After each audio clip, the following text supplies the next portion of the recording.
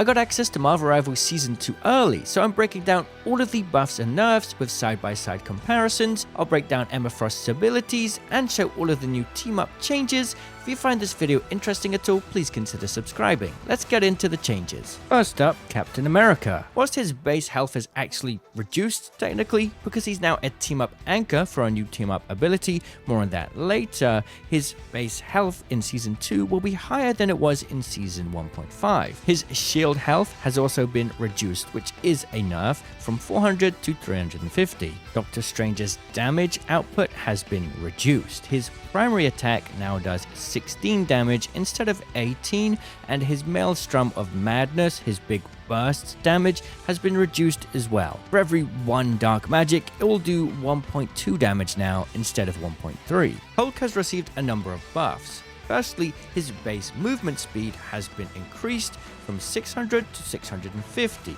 His cooldown time for Indestructible Guard has gone to 10 seconds. It was 12 seconds. His minimum charge time for Incredible Leap is now 0.5 seconds, whilst it was 0.7. This is the minimum time required for you to do the leap animation and not just a regular jump. Magneto's ultimate now requires a little bit more energy cost for you to be able to fully charge it. Peni Parker has received some pretty significant buffs that I'm personally quite excited about. Firstly, her main primary attack now has a chance to critical, which means it can deal more damage in this instance. A critical happens when you hit somebody in the head in this game.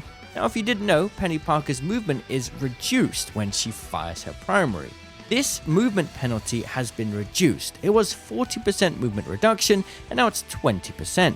Her base health has also been buffed quite considerably, from 650 to 750. The Thing has had a very small nerf. His Embattled Leap ability will now take 25% damage reduction instead of 30%. The Thor has received a couple buffs. Firstly, his base health has been increased from 525 to 600, and on top of that, just like with the Hulk, his base movement speed has been increased from 600 to 650.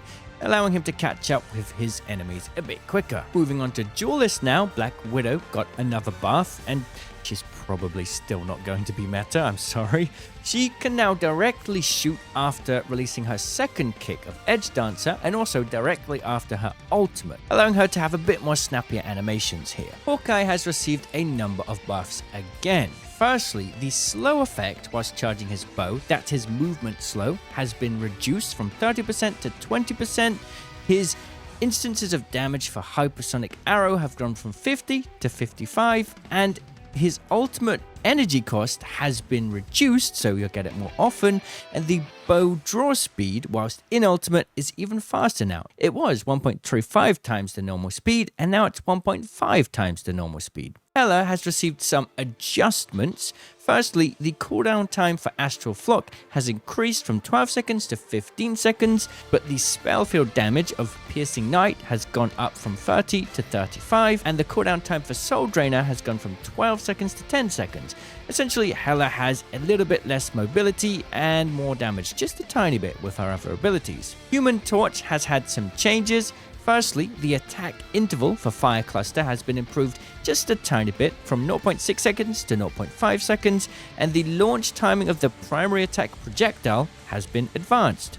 This should make his primary attack feel a bit snappier. The cooldown for Flaming Meteor has increased though, from 12 seconds to 15 seconds, but there's now a new effect. Once he uses it, he'll get 75 bonus health, which will start to fall off 3 seconds later at a rate of 30 seconds, which means he's going to be having a little bit more survivability, giving him the chance to actually use this ability without just insta-dying. Iron Man has gotten some interesting changes. Firstly, they've reduced his hitbox size. This is the first time we've ever had a hitbox buff. It's quite hard to measure the hitbox size, but I'll do some more testing once the season launches. A new feature has been added to his abilities as well. Whenever he activates Armor Overdrive or Gamma Overdrive, he will get 100 bonus health, which will fall off 5 seconds later at a rate of 30 per second. Iron Fist has had a number of changes to smooth out his effectiveness against different characters. Firstly, the bonus max health he gets from Harmony Recovery has been reduced to 100, but the fall-off rate, the time it takes for it to disappear, has been reduced to just 15 health per second instead of 25 health per second. And then they've also reduced the damage again to his charged up primary attack. It's now doing only 9 damage per hit. However, it does percentage damage based on max health, and that part has been increased. Overall, the simple term is it's doing about the same amount of damage to squishy targets, or very slightly more, and much more damage to tankier targets. Iron Fist's kick cooldown has been reduced to 10 seconds from 12 seconds, so overall Iron Fist got a few buffs. Mr. Fantastic has had a bunch of changes, moving some of his power away from this sort of back and forth between the tank state and giving him a bit more power in his normal state. Firstly, his base health has gone from 350 to 375, his stretch punch, his normal attack, has gone from 60 to 65, and in tank mode that's gone from 75 to 80. His flexible elongation ability will now slow enemies caught in range with a 35% movement slow, and the cooldown has been reduced from 10 seconds to 8 seconds. His flexible elongation will now give him only 20 passive charge instead of 30, but his basic punch will get 8 charge per punch instead of 5. His health in his big mode has been reduced from 450 to 400, but a nice feature is when Mr. Fantastic activates his ultimate, he will always have that big mode health of 400, even if he starts his ult in small mode. Moon Knight has received a number of pretty nice sizable buffs, honestly. Firstly, his main attack, Crescent Dart, has had a projectile speed increase. If he struggled to sort of lead the shots in the past, this is going to be a little bit better now. It's gone up from 120 meters a second to 150 meters a second. Moonblade, his secondary, when fired, will now give him 25 bonus health for each enemy hit, up to a maximum of 100 HP. And this will last for 3 seconds before the bonus health sort of ticks down at 20 per second. When you activate the grapple, the time for it to pull you up in the air has been increased from 0.4 seconds to 0.15 seconds. Moon Knight's ultimate will now last for 4.5 seconds. It used to last 3.5 seconds. The total amount of talons during this time has been increased as well from 14 to 18, meaning you're going to do more damage. However, to sort of counteract this, the further you are from the edge, the less damage it will now do.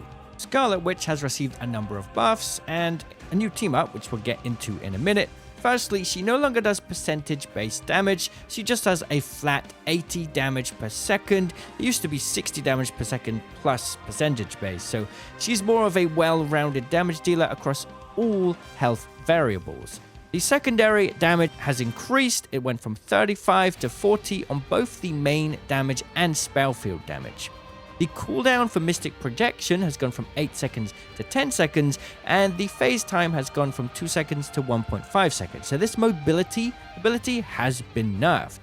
The ultimate, however, has been buffed. The slowing effect that affects your movement speed now starts at 1.5 seconds instead of starting immediately. So you got a bit of time to move, and it will slowly build up over time over the duration of the ultimate activation. Star-Lord has received a nerf to his Blaster Barrage ability. It will now do 75 damage per second instead of 80, and it will do even less damage at further distances. As you can see here, at 8 meters, you do very little damage at all. Winter Soldier's Bionic Hook has had a pretty sizable cooldown nerf from 8 seconds to 12 seconds, and his ultimate functionality has changed a little bit.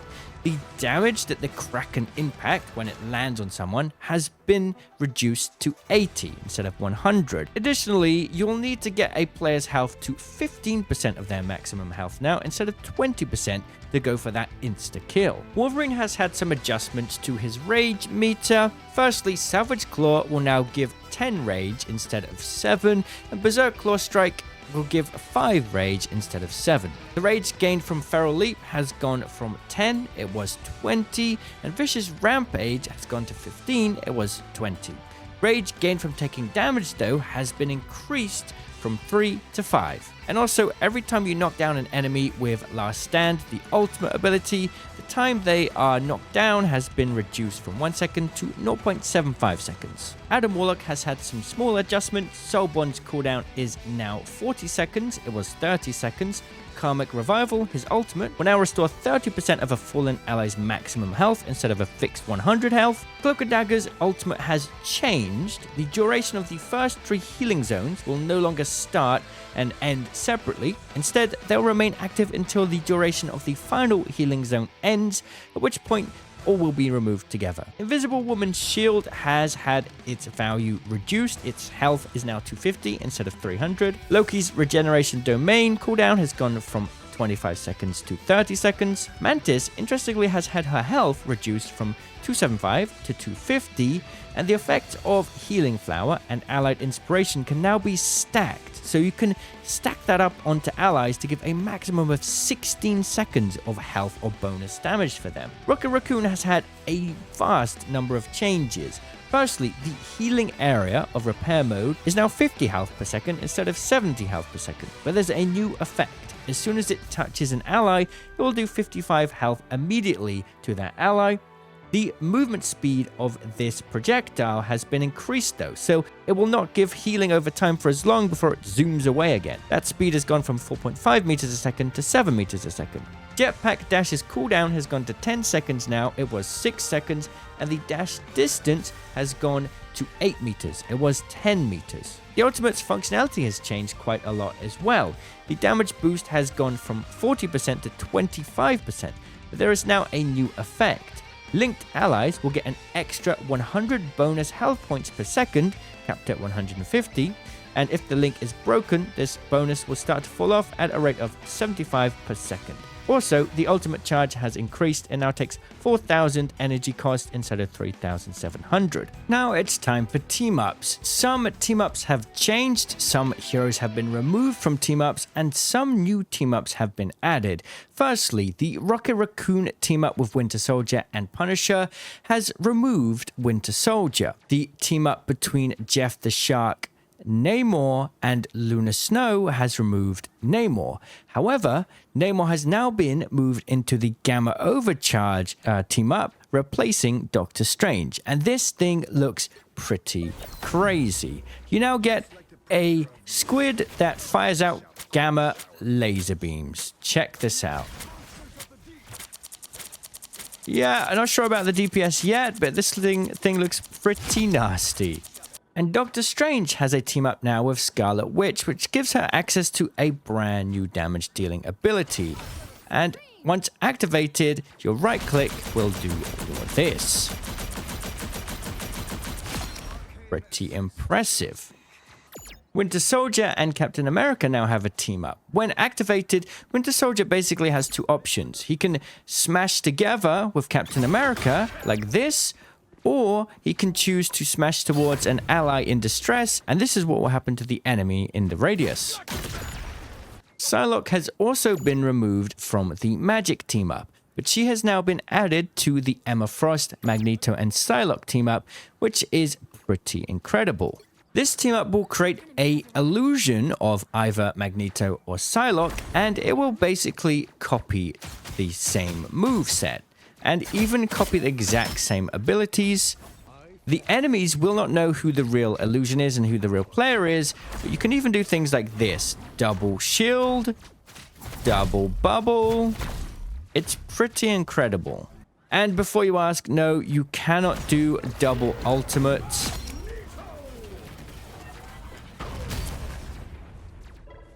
As for team-ups that have gone completely offline, we have the Scarlet Witch Magneto and the Thor, Storm, and Captain America team-ups, which are now unavailable for the time being. And we've saved the best for last. Emma Frost is the new Vanguard added to Marvel Rivals Season 2. She has 2 forms, her main form and her diamond form, which she can switch out of by pressing one of the abilities. This will activate a 8-second timer where she'll be inside diamond form. She has reduced incoming damage and a number of different attacks. And we'll get into that in a second. First, let's focus on her main normal form. Emma Frost's primary attack is a 70-round hit scan laser similar to Iron Man's.